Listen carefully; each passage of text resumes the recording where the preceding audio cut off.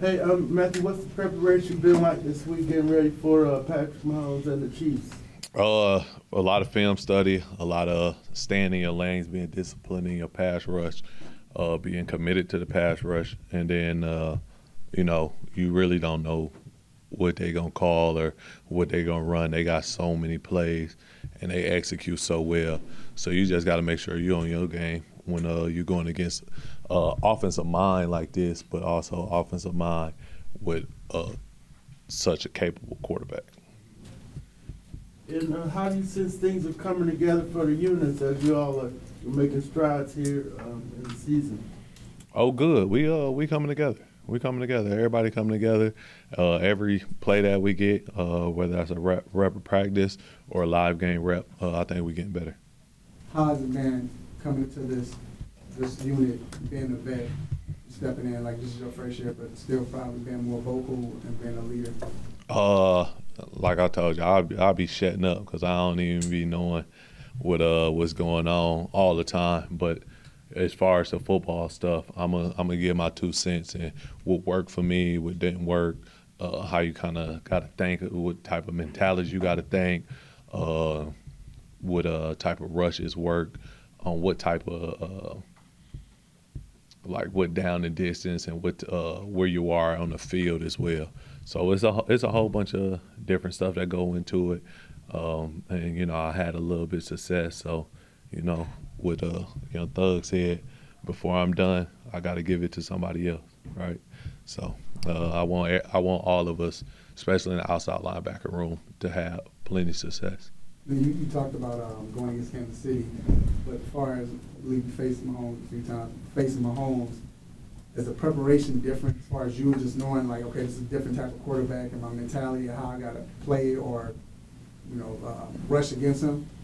I think just with Mahomes and how they just run a system, right? Because you'll get a tight end blocking you for 3-4 seconds, then he'll just slip off as a tight end screen, or you'll get the back doing something, and then it's a running back screen, or they try to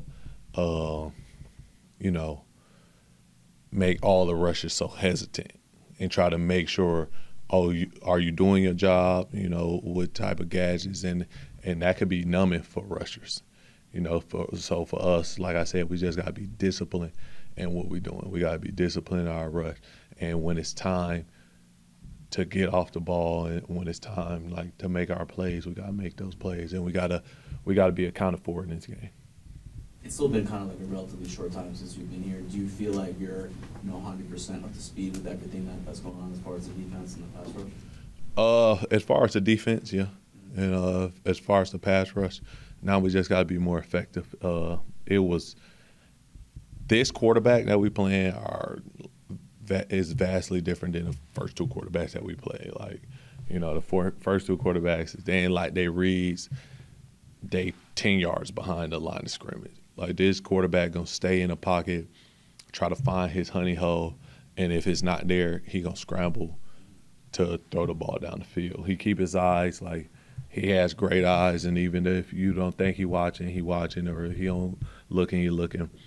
And it's only so much you can say about him that y'all really don't know, man. He's one of the greatest to play the quarterback position. He's talented in everything he does. So rushing him is it's an honor. Like you want to sack the best quarterbacks that ever played. The Peyton Mannings, the Tom Brady's, Aaron Rodgers, those type of guys. You want to frustrate them.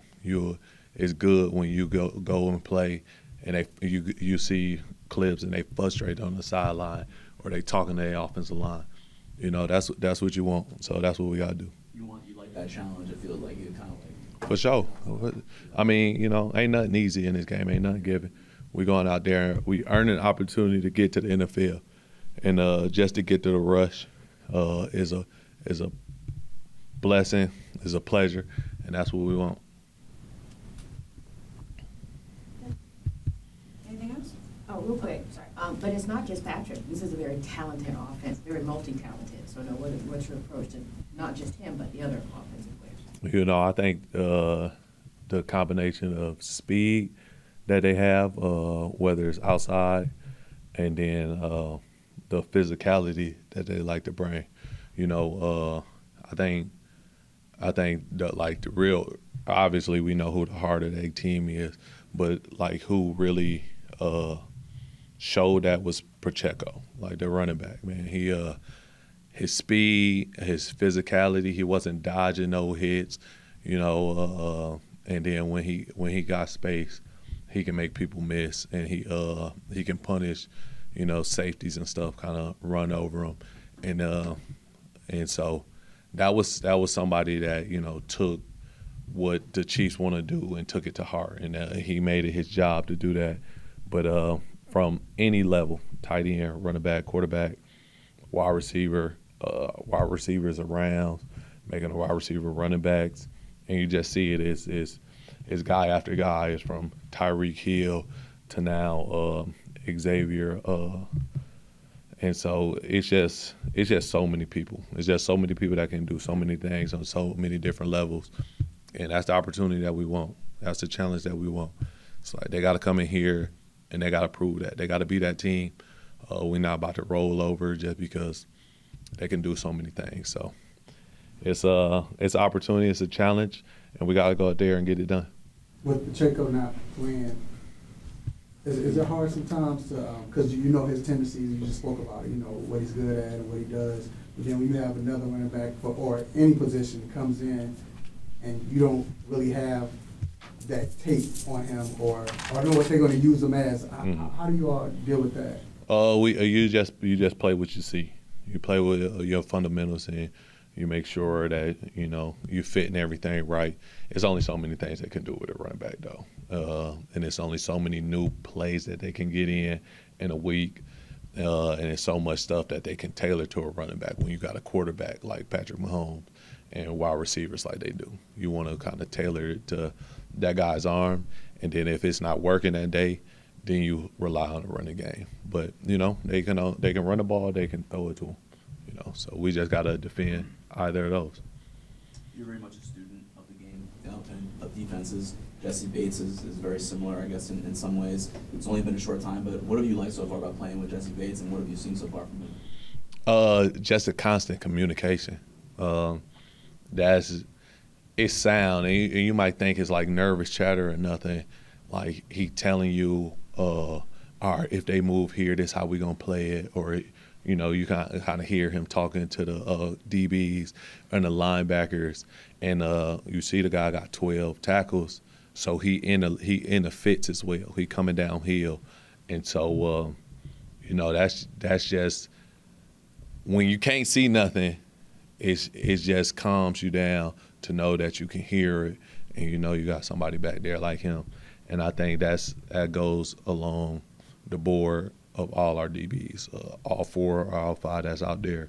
They always in constant communication. Besides AJ just he get to it. He don't be talking too much, but but everybody be communicating, and it's common to know, like, all right, they got their back, because honestly, for the last 2 games they've been locking stuff down.